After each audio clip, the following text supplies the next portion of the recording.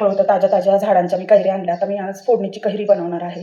लोणचं तर आपण नेहमीच खातो, पण कधी-कधी ताज्या कैरीचं फोडणीची कैरी जर आपण खाल्ली तर फार छान वाटते जेवणात. उन्हाळ्यात तर आंबट वगैरे खायला तर छानच वाटतं. सो फोडणीची कैरी अगदी सोपी पद्धत आहे बरं का. 5 ते 10 मिनिटात होणारी आहे फोडणीची कैरी. सो मी तर पॅन इथे गॅस चालू केलेला आहे मी पॅनच्या खालचा.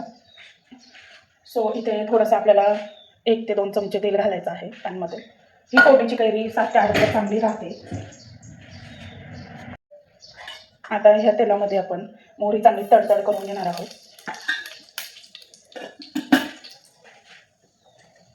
आता ह्याच तेलामध्ये मी जे आपण कैऱ्यांचे काप केले होते ना 2, आपण चांगलं परतून घेणार आहोत.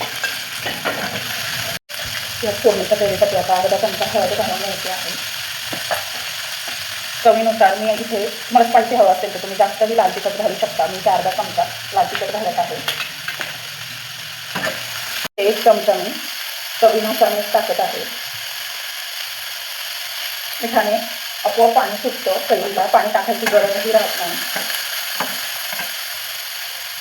आणि मी इथे थोडंसं चवीपुरता गुळही घालत आहे. गुळाने पण असं आंबट तिखट आणि थोडासा गोड अशी चव लागते फोडणीच्या कैरीची. आता 5 मिनिटं आपण झाकण ठेवून वाफळून घ्यायचं आहे. सो इथे आपली फोडणीची कैरी ही रेडी झालेली आहे. बघा आपला गूळ पण चांगला याच्यात मेल्ट झालेला आहे.